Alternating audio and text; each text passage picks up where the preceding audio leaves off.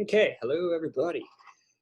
Today's lecture might have some slight humming in the background. It's like 95 degrees out, and I want to keep my AC going. I try not to have that going during lectures, but if you hear a little on the back, that's just me trying not to die in this room.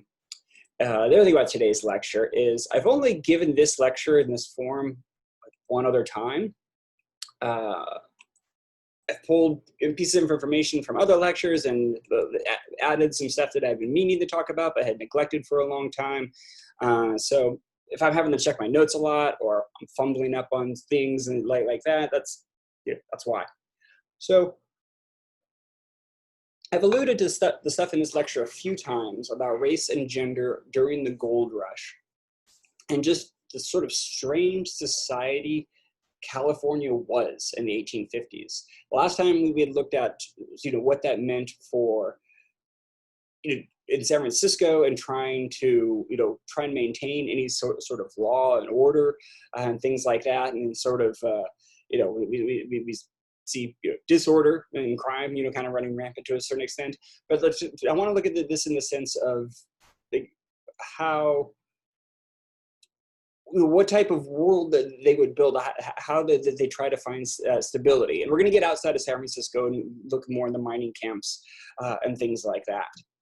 And as I've said before, one of the weirdest things about this is the lack of women that are coming here. 3% of the Argonauts were women. If I haven't said it before, the Argonauts is a reference to one of the old Greek myths. It's a reference everybody would have got at the time, like making, I don't know, a Harry Potter reference or something now. If you say Voldemort, everybody knows what you mean. They don't have vast catalogs of, media. They don't have movies and things like that. Kind of ancient classical literature is the thing that like everybody had read. If they went to school at all, that's, this is the type of things they would read. But Jason and the Argonauts are these, Greek sailors sailing around the Mediterranean, getting into adventure, looking for gold. And people saw the sort of similarity of that idea of them coming to California. California was considered an adventurous place. Everybody kind of had an idea of how lawless it might be, and looking for gold. So hence the reference to the Argonauts sort of made sense. So, but like I said, very few of those people were women. We have, in 1840, so before the American era, in the Mexican era, we have pretty rough numbers of how many non-native people were here, but somewhere around 8,000 non-natives, people of European descent or of mixed heritage, and about half of those people were women. So that makes sense. And most societies around the world, you're going to get about 50% of the population being women. So it was normal. Gold rush then begins in the late 1840s. And you have all of these people coming here. And by 1850, the population goes up to 120,000 people. So just an insane degree of of population boom, just incalculable. At the time, one of the biggest migrations to have ever happened on the planet, and most of those people are going to be men. Only 8% of all of California's people, just 2 years after this population boom begins, are women, and that it stays that way pretty consistently for decades. It's kind of shocking how long it does that. So in 1850. 10,000 of the 110,000 people were women. By 1852, that trend is still like on course. It's still about 10%. There's of the 200,000 people in California, 20,000 of them are women. By 1860, they're up to 28% women at that point. By 1870, it's 37% female population. And I'm not going to go through every decade after that, but it doesn't even start to get close to evening out until around the 1910s. And we actually don't see a 50-50 split in California population until the 1950s. Do we actually see an even gender split in the country, which is just kind of insane, to think about. That's like in my parents' lifetime. There was this disparity that never really caught up. A lot of that going back to the gold rush. There's a few other things involved that we'll kind of cover in other lectures of why it's a lot of men coming here, but it begins this way in the gold rush because when you think about it, if you're getting on a boat from wherever place in the world you're leaving, you know, coming here, we're hoping to get rich quick by finding some gold in the ground. It tends to be men who are going to be more adventurous like that, and you know, would usually consider themselves to be safer in this type of thing. So it's usually young men. A lot of them are going to be unmarried men that are doing that. But if they are married men that are going to come, they're going to leave their families behind because for two reasons. For one, they don't plan on staying here very long. Most of the people coming here from wherever it is, like I said, they just want to get rich quick. They're hoping to strike gold quickly, then take that gold and go back home, and then, you know, live higher in the hog for the rest of their lives. They don't really not plan on starting their lives in California. Many of them will. They're going to like California a lot. Many of them are going to stay. But when they get here, they don't plan on coming, so they don't bring their families with them. Plus, it's expensive. A lot of it's a huge amount of money to buy a ticket from Boston or Baltimore or London or, you know, Dublin or wherever it is to be able to get here. Buying a ticket for your wife or, you know, for your kids and things like that, it seems sort of an extravagant expense if you plan on only staying 6 months or a year or something like that. So that was one of the reasons why, you know, so few of the people that are coming here are women. There are some men are going to bring their families, especially people that come over in wagon trains over the mountains. That's a little bit easier to do that. People, you know, like the Donner Party, like, you know, after the Donner Party, those paths were a little more well established. You know, people aren't getting stuck in the Sierra Nevadas as much. You know, there are other wagon trains coming. There are some more families coming with that, but again, it's sort of the rarity. The other reason that kind of goes with this, or like I don't know, like they don't want to bring women because they know how sort of lawless and scary and dangerous it might be, and it absolutely was. This was, you know, the Wild West, peak Wild West, and think about all of those factors playing into it. You know, that's, you know, why less women were coming here, but if the world was, you know, if California was actually like that, what society would actually be like with that? Men in general, you know, tend to be a little more violent, a lot more violent. You know, like, and they're coming here away from anybody who knows them, not just their families, but from their towns. And many of them are going to sort of quickly realize that anything goes here, and nobody back home is ever going to know about it. So they're going to be more willing to commit crimes. And another factor to be involved in that too, and I'll talk a little bit more about this going forward. Another factor as well is that women were considered to be sort of the holders of virtue. They put women on a pedestal. Why? You know, of course, like women were like in the 19th century. It was very patriarchal. We're considered, you know, men were supposed to be, you know, be in charge of the families, you know, and things like that. But women were also elevated to a pedestal of where they were supposed to be like above, you know, this sort of pettiness and crime and greed of the world.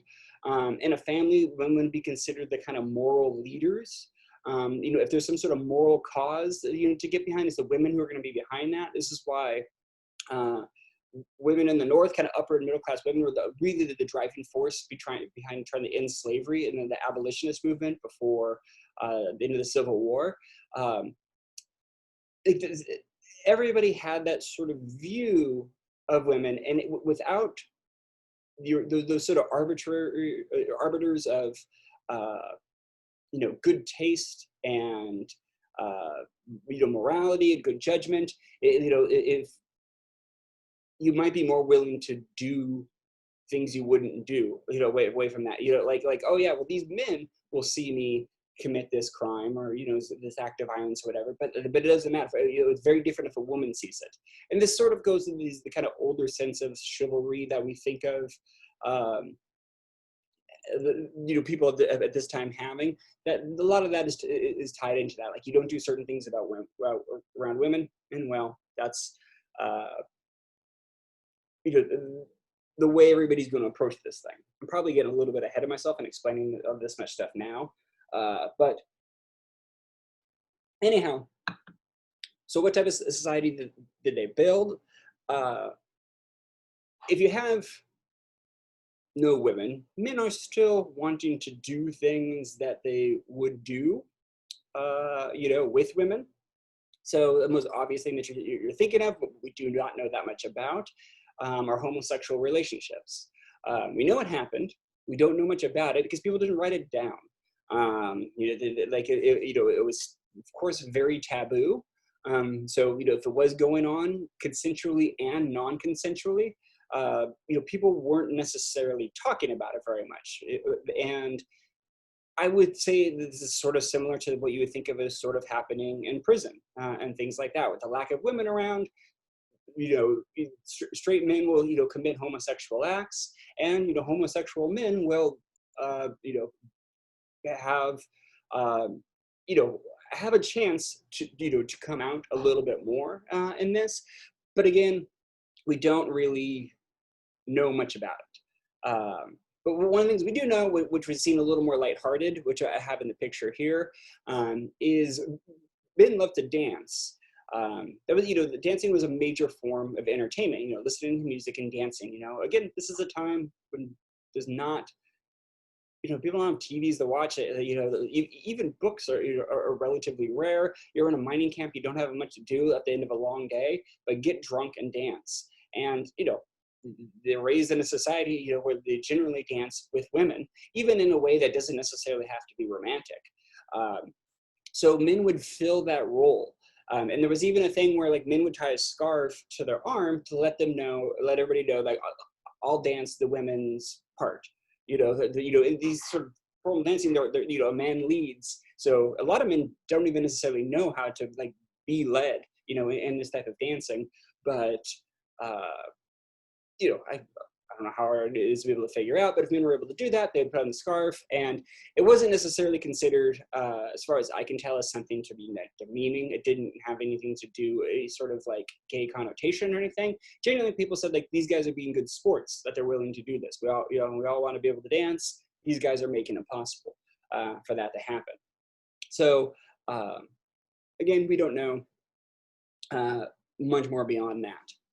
So anyhow, moving on to the women that were here, and I'll get more into the strange society of men later on. I have a reason that I'm sort of holding back on stuff like that. But I want to talk about some of the women that were here, because when you think about in this place, in California, they still need skills that were considered to be women's work in a way, domestic skills that men generally did not learn as children, and you know, would be sort of difficult to learn with any sort of skill. So I'm talking about cooking, sewing, laundry, all of that kind of stuff that, you know, women would normally do. Even unmarried men have, you know, mothers, sisters.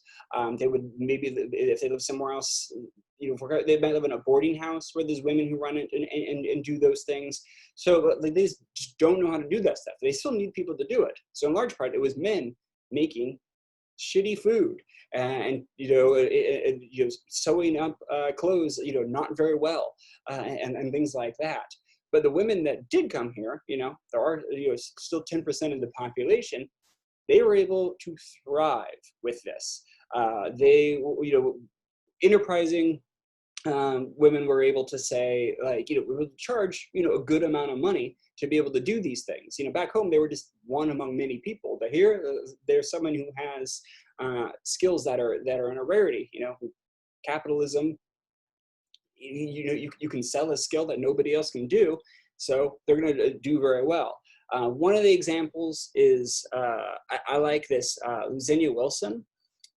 came over with her husband from Missouri, I believe. Yeah. And oh, here comes Franklin. And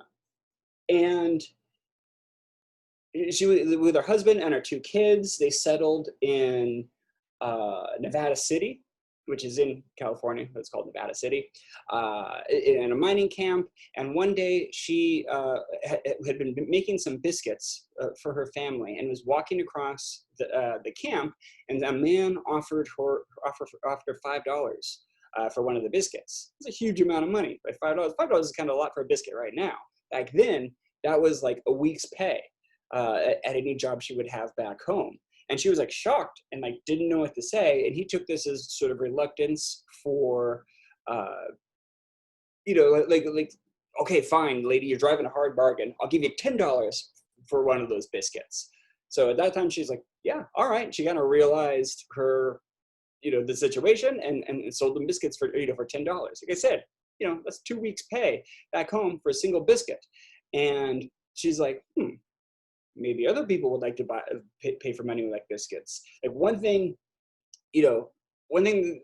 they have a lot of in mining camps is gold, is cash. There's a lot of money just flying around, and they don't have a lot of women and biscuits. So they're going to be willing to pay for that stuff. She had studied some men and saw, like this guy had been out of a tent at the time. Nevada City is basically a tent city, and this guy that had been running, they call it a boarding house, but it was essentially like a restaurant, kind of, and they had this huge line of men out in front of there trying to get waiting to eat, and she went in and tried the food, and it was horrible, and she's like, I can do this. And her husband was off trying to mine gold for every day. He wasn't finding much success for that. So she set up her own tent. She had to drive the stakes in herself and get everything going herself. Her husband helped give her the funds to get started and invest in this, but he could, he was busy and couldn't help her. So she had to build up the whole thing herself, and was wildly successful. By the time her husband comes home from work at the end of the day, there is a huge line of it. The place is totally full. People, word had got around immediately, like Windsor Wilson is making awesome food. And she's going to have a number of different boarding houses and inns that over time in Nevada City, then it gets ruined and she has to go to Sacramento and that one gets ruined. The next lecture, we're going to be looking at a lot of disasters that befall all of these places. There's kind of reasons for that. But she'd always had the name El Dorado, which was, the mythical golden city that the Spaniards had been looking for. So she had, this name in the inn, El Dorado, and she was wildly successful wherever she went. She eventually ends up settling in Vacaville. I guess that's around Solano County, about halfway between, the Bay Area and Sacramento, and is one of the ladies will be there the founding of this community and kind of be like a major investor. She's like, the grandmother of this entire community because she invests and kind of gets everything going. And one of the, very successful businesswomen. So I don't know, I always enjoyed that story. But those type of things were very common. So, women with, domestic skills were able to sell those skills to be able to make a great amount of money. The other thing women were able to sell, of course, was their bodies. As another thing that would definitely be in high demand, where, in this 90% male society, that's one thing that men definitely want. And will pay a significant amount of money for it. So we've already seen some instances of this in previous lectures. We've talked about the prostitution business. But one thing that needs to be noted in here is that it didn't necessarily always have to do with sex. Men would pay a significant amount of money just to have a woman sit next to them and talk, have a drink, or those gambling was a huge thing you can imagine. So there'd be these gambling tables, and if a woman would just kind of come and sit next to them, sit on their lap, at their shoulder for the night, they'd pay huge amounts of money just to have what they call, you see this term pop up, the gentleness of a woman, that just to have the way women talk, the way women feel, the way women smell, next to them, was a rare thing. So it didn't necessarily always have to be a sexual thing. Men were just desperate for that sort of, and it's not just like a attention or, like a thing about lust, or anything like that. It's even just a matter of like sort of stability. If you're in this crazy sort of chaotic society that's 90% male, like it feels just a little more normal to just be able to talk to a woman every once in a while. So that would be, one of the things that they would be doing. That's my next. So they were, there's another woman I want to point to named Eleanor Dumas. She opened a gambling parlor. I don't have which, it was one of the mining camps. I don't have which one in front of me or in my notes here, but she had prided herself on never sleeping with any of the men who came in there. She basically, was running like a blackjack table. She had like this tiny little room that had a blackjack table that men would come in and play, not just, to play blackjack, but she flirted with them. She's really good at, sort of knowing how to flirt, give men special attention, and things like that. And they'd pay just, to sort of have her attention and sit near her. Eventually, she did open up a brothel and became very successful. She would drive around the mining camp with, she'd drive a wagon with the sex workers on the back, sort of dancing, to let men know, like, here's what women we have today. She'd just drive them around the town essentially and come back. And apparently this really pissed off the other women that were there, who have husbands, watching this wagon of prostitutes, come by, tempting them. But it's pretty good advertising, to be honest. Again, just, as far as being like a smart entrepreneur, Eleanor Dumas knew her business for sure. She, in middle age, apparently, she began to grow a bit of a mustache. She was known as being very beautiful, and we don't have pictures of her. There's drawings, things like that. And the pictures that we do have, is a beautiful woman, essentially with a mustache. And I imagine being a little bit exaggerated when they have that. But she became well known across California as Madame Mustache. And she's known for having, best girls in the Sierra Nevadas, that kind of thing. So she's able to achieve, success through sex work without actually engaging in sex herself. So, and we've also, we knew about Bella Cora from the last lecture, who began herself as a sex worker, eventually worked up to being a madam and owning multiple brothels, and was, very smart and generous with what she did with her money, making sure, she became a very prominent woman around San Francisco, and was able to like sort of invest money in the right places and made sure everybody was, she would be generous with the right people, so they would be friendly with her. People that might not make a complaint about, a brothel in the neighborhood would be less likely to do so if she's, a little bit generous with some money around the neighborhood. She'd make sure the cops were paid off, of course, and prostitution wasn't illegal, but she would pay them off essentially because brothels would attract a certain kind of criminal behavior. There are men who are going to do bad things to women all the time in brothels.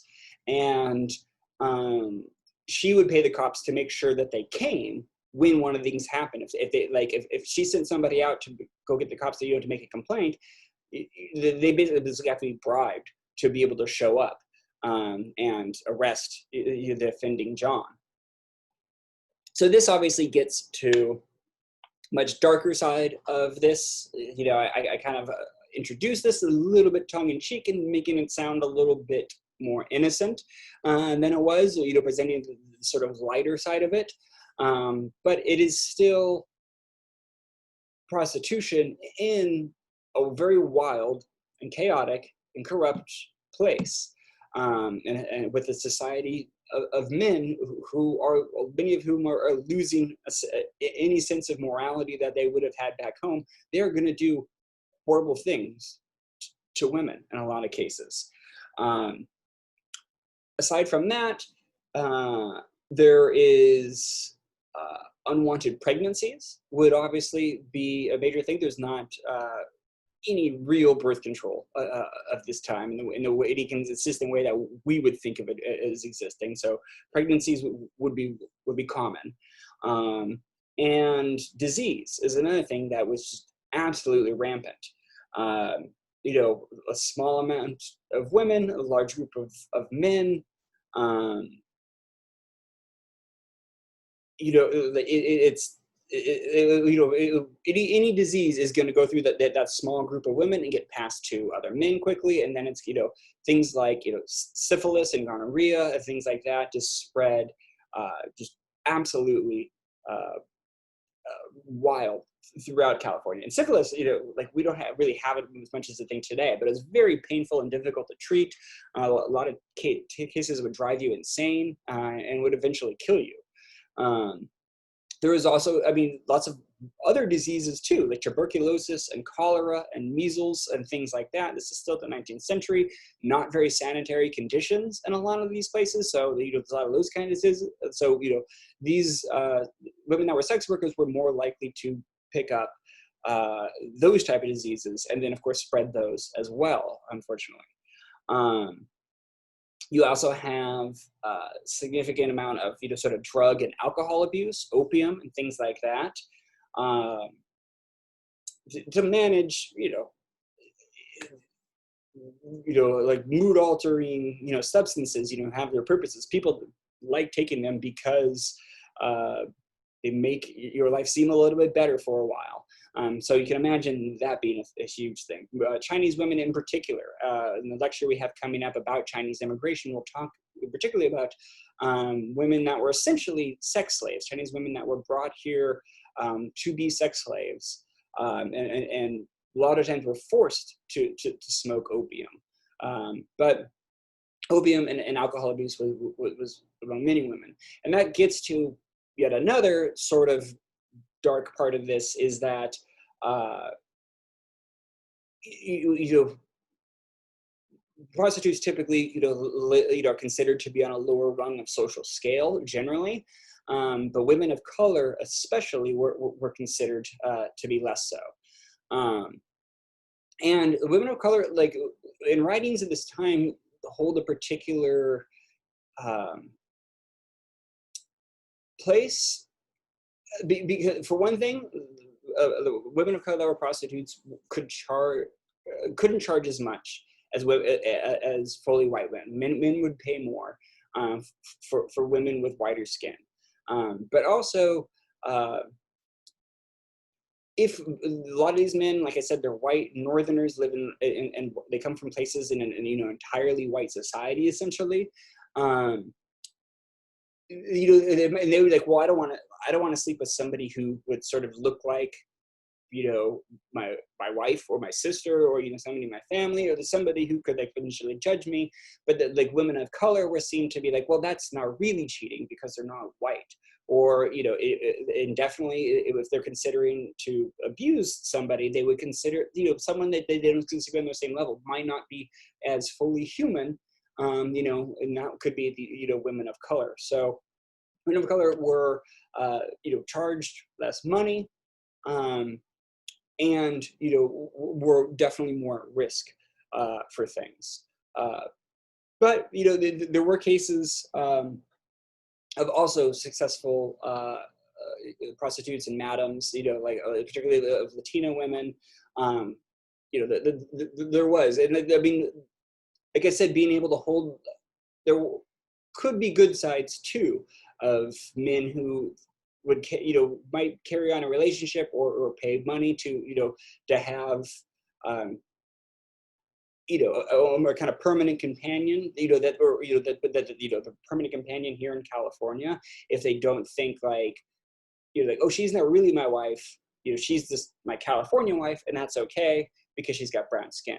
So there were instances of sort of working in women's favor, but in a lot of cases not. I don't know. I hope I'm not in the, this is a delicate area to talk about in stuff in class. So like, I hope I'm making sense as I'm trying to approach it delicately, but I'm also trying to give the truth. Yeah, hopefully I'm making sense. So this gets us to the idea of race. We're going to switch in more towards race.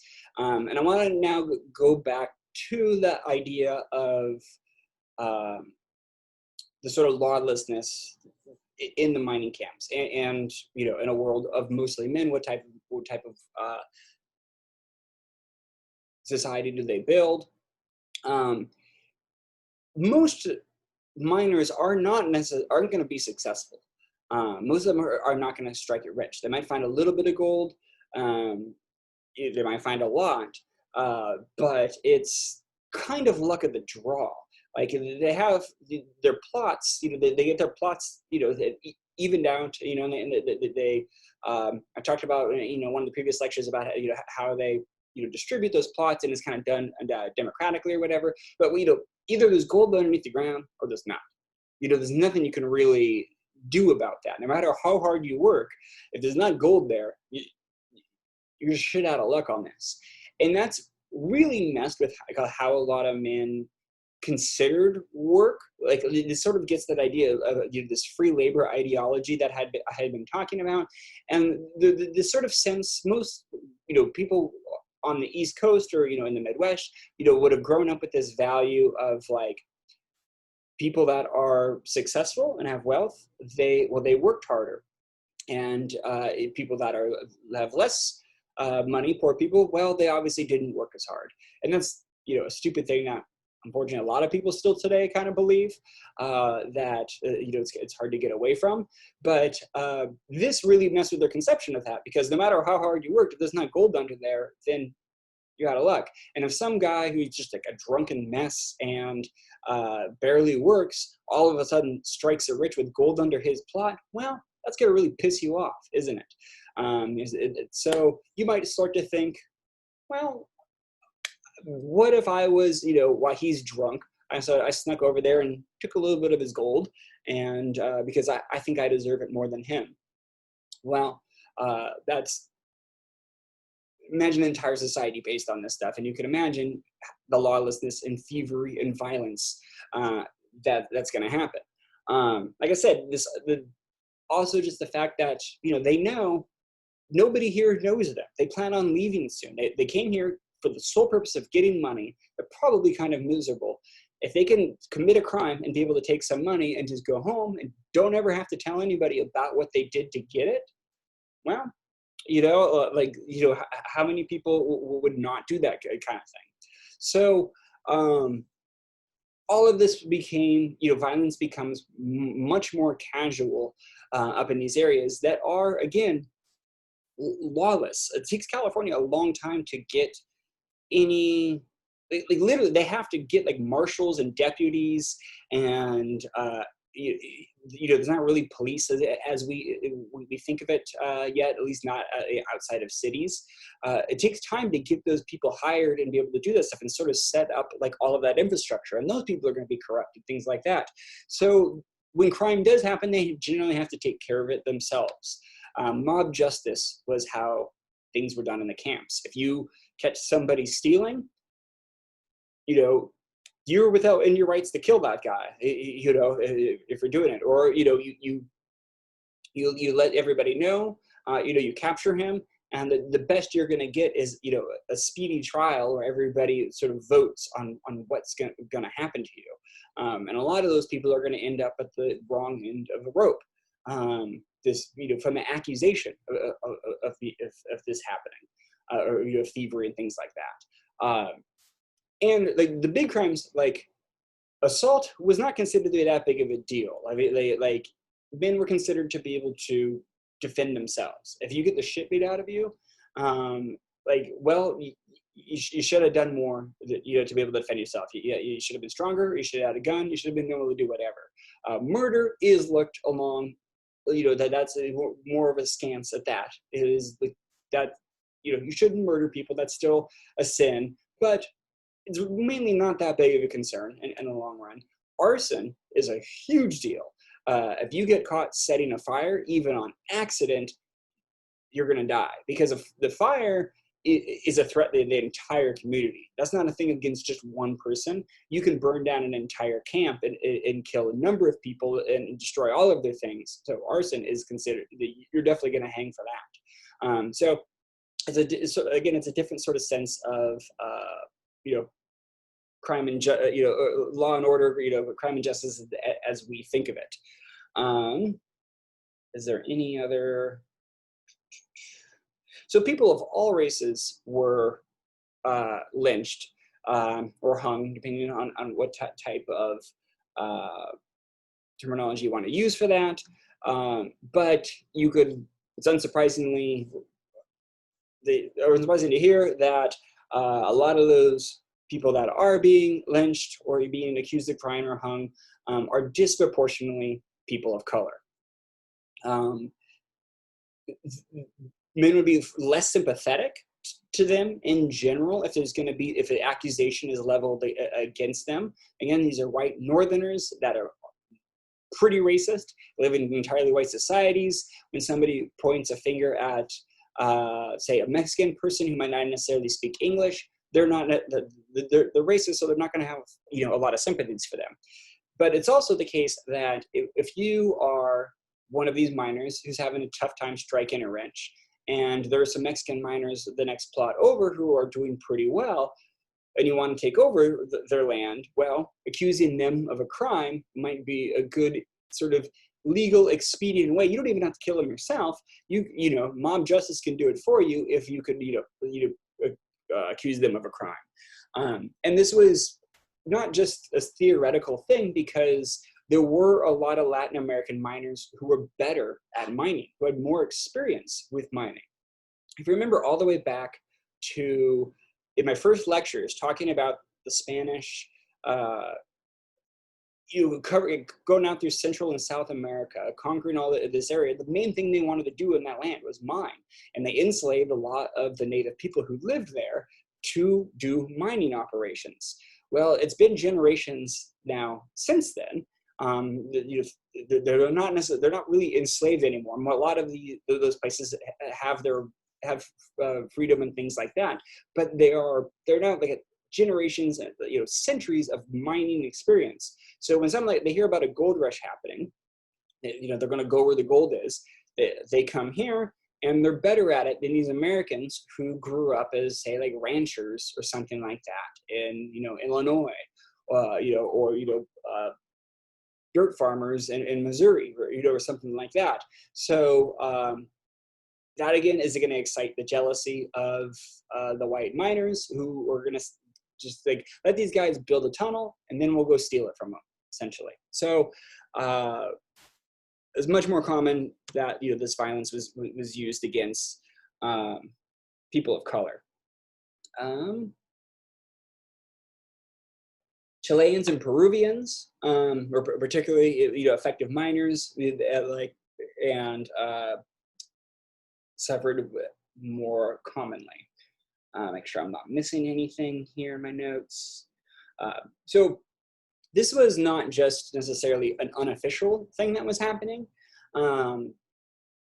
It essentially becomes law as soon as California becomes a state to do something to keep as many people of color out of the mining camps as possible. So the foreign mining tax is a California law. In 1850 is the year that became a state. The state legislature passes this law, and the legislature is a lot of these miners. They send their own representation off to Monterey to sort of vote on legislation, and they vote to pass this law saying anybody who's not an American citizen has to pay $20 a month to be in the mining camps. And the state really doesn't need revenue at this point. There's plenty of money running through here. This is purposely done to discourage Latin American and Chinese miners in particular.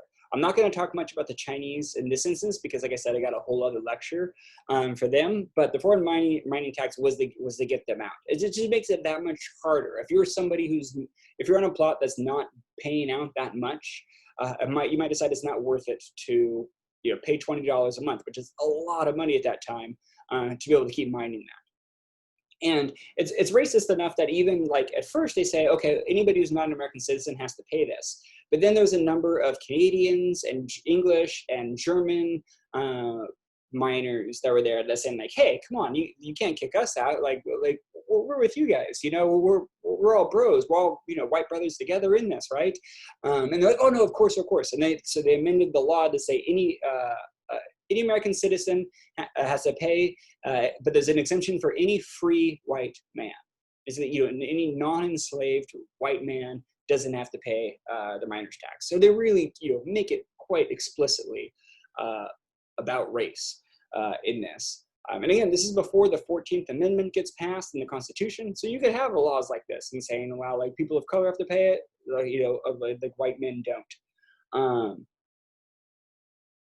And the law does say there's an exemption for Mexican citizens who had decided to stay. Remember, California, just a couple of years earlier, had been a Mexican territory, and there was supposed to be and they were able to become U.S. citizens with that option. But you also have to have the documentation to be able to prove that at any given time, which could disappear. If you get picked up at a mining camp and they say, okay, you got to pay the $20 fee. You're like, oh, no, I'm a Californian.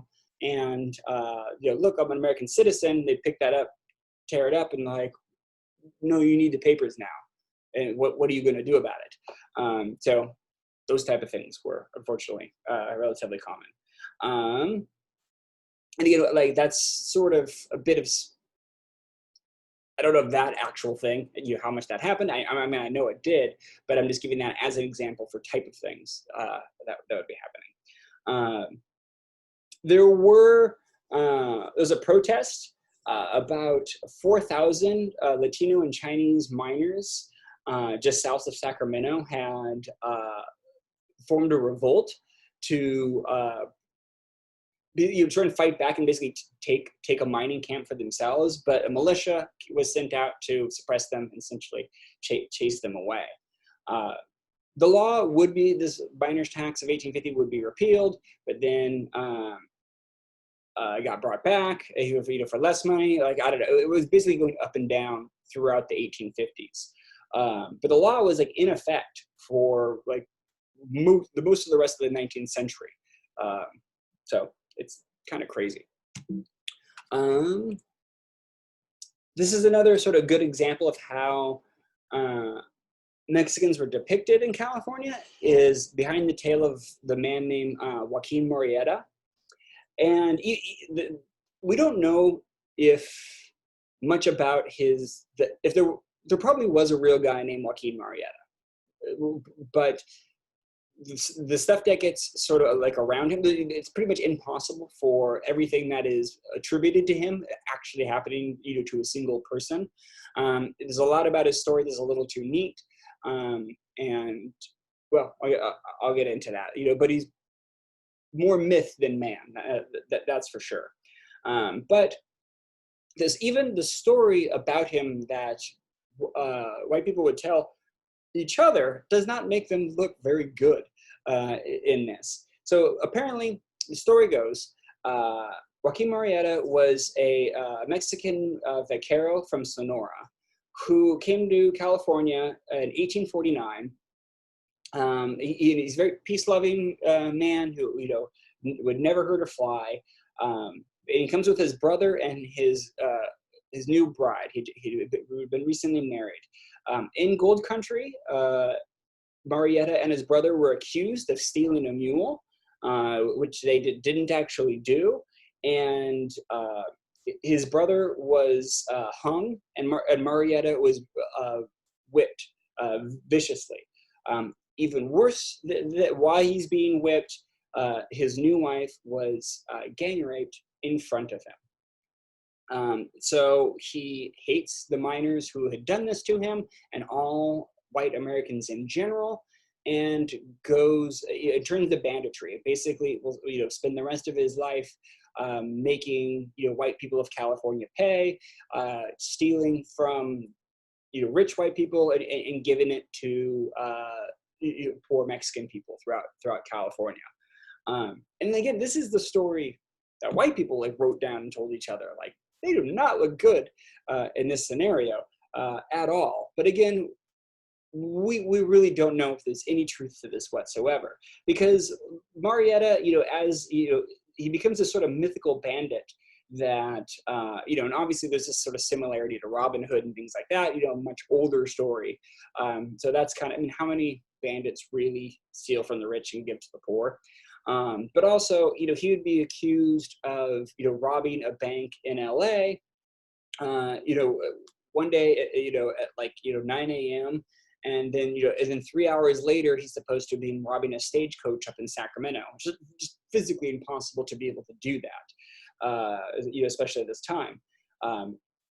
So it's much more likely that any crime that was committed by Mexican bandits at all was attributed to Joaquin Murrieta. And it's thought that there might have been men that were sort of posing as Joaquin Murrieta. I mean, multiple men that were sort of claiming to be him, to use this myth to their advantage and things like that. But there was an ever-increasing bounty put on his head. It made it all the way up to $5,000 for his head, dead or alive. And of course, this led to random Mexican men being murdered across the state and being brought to authorities, being like, "Oh, look, I found Joaquin Murrieta," and they're like, "No, that's just some random Mexican dude." And like, so yeah, there was a lot of that going on.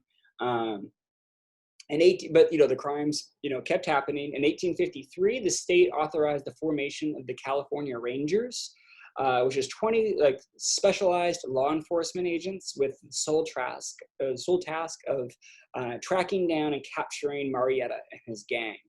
Apparently, the gang caught up with him and killed Murrieta and his gang. They collected the rewards. They chopped off Murrieta's head and put it in a jar of alcohol to preserve it. And not only did they collect the rewards, for the bounty, but then they took the head around the state, this jar with a head in it, and charged people $1 to be able to see. People, will pay $1 to see the head of Joaquin Murrieta. And they had gotten affidavits from people in the area where they had supposedly killed Murrieta to ensure his identity. But even at the time, everybody was saying, this is bullshit. It's highly unlikely that is Joaquin Murrieta's head. There were reports that the Rangers basically had killed some horse thieves and then bribed a whole bunch of people to sign affidavits to say that's Joaquin Murrieta. And they had basically, suppressed crime enough that, I guess after this, people were stopping to claiming to be him. I guess, stories were still going on. Like, even 25 years later, people would claim that they saw Joaquin Murrieta, as an old man, things like that. There's lots of sort of mythical figures like Billy the Kid and stuff like that. People would say that same sort of thing about him. A lot of these mythical outlaws. I mean, Billy the Kid was a real person, but a lot of the myth around him, is not true. Even Murrieta's supposed sister said she saw the head and said it wasn't him. But again, we don't even know if she was a real person. And then a book came out in 1854 that sort of further blurred the lines. Basically, it took every story ever told about him and just put it onto this one guy. But that book became the inspiration for Zorro years later. But Zorro was set in the California era. Yeah. But I don't know, I tell the story here because to give you just sort of an idea of how Mexican Americans were depicted. Just like I said, a few years previous, this was a Mexican territory. Now that they're sort of being depicted as criminals and bandits, and were punished, because of that. To having somebody point at you and say that's Joaquin Murrieta is essentially a death sentence. It gets worse. This is an ever-increasing nightmare of racism we have going through the end of this lecture here. And people that had it among the worst in California were the natives. Uh, so when I talked about the area up in the Sierra Nevada being, nobody had been ever, no white people had been up there. There were no settlements in there before people went looking for gold. When gold was discovered, they, they're rushing in huge numbers up there, building camps, building mines, doing that stuff. And there's no sort of, again, there's no infrastructure of any type there, but of course there are people who live there already. There are native people who live there. There are tribes who had, fled the Spanish hundreds of years earlier and went to the Sierra Nevadas because the Spanish didn't go there. And now, very quickly, you have all of these white people moving into this area very aggressively, very greedily, that they're doing this for the explicitly wanting to get as much money as possible, and they don't care who is living on this land at all. In a lot of cases, they are, they feel very uncomfortable with native people living nearby. Even peaceful native communities, they will see, like at any minute, that those people in the next valley over might decide to come and attack us. Do we want to risk it? Like, they haven't done anything yet, but maybe it's better if we just get rid of them now so we don't have to worry about them later on. So let's go murder that entire village. And unfortunately, that's exactly what happened in many cases. And this wasn't just like, a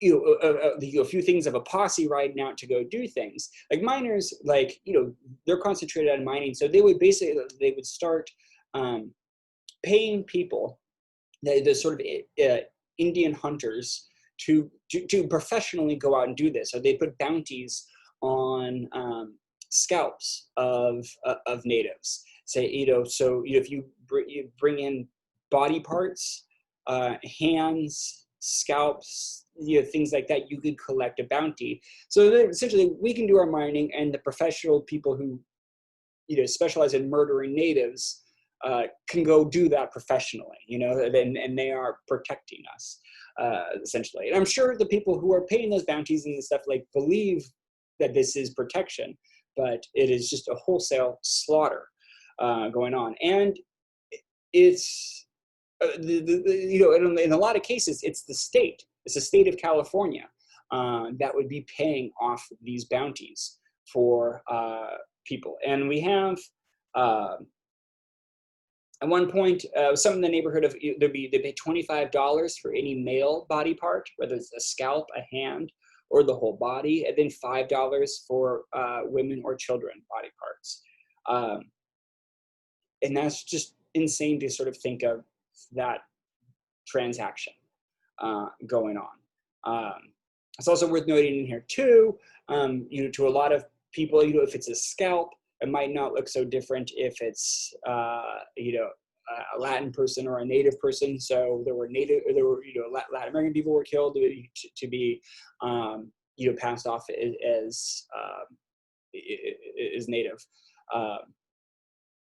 And I'm just saying it in the sense that it expands the bloodbath, when that's done. So, okay, well, I already said that. So you pretty much you get this state-sanctioned genocide. The governor of California in 1851, a guy named Peter Hardman Burnett, even signed it into law. This act for the government and protection of Indians, which doesn't that sound nice? It's the act of government and protection of Indians. We're going to make sure that they're governed and they're protected. But he even said in signing this in 1851 that a war of extermination will continue to be waged between the races until the Indian race becomes extinct, must be expected. Just say that again. That a war of extermination will continue to be waged between the races until the Indian race becomes extinct, must be expected. It's the governor saying this as this law is signed with the benign sounding name. But as part of this law, it would, the bounties were part of it. It also made it legal to for any white person to essentially arrest any native person for any reason and sell them into a temporary indentured servitude. Basically put them into slavery for 4 months. Any white person could do this. You could just see that native guy was loitering. He tried to steal my horse, whatever it is, and then you take him to the local magistrate and sell him into temporary slavery, slavery up to 4 months. So slavery was illegal in California, but indentured servitude wasn't. So that was common. It was also there's weird stuff with sort of being able to take on kids as slaves, sort of longer term. There's an account that I had read about up in Humboldt County. This white miner had a young Indian child with him, and somebody asked him, like, "What are you doing with that child?" And he said, "I'm protecting him. He's an orphan." And they said, like, "How do you know he's an orphan?" And he said, "Because I killed his parents." And that was like, oh, well, okay. Was seen as is horrific.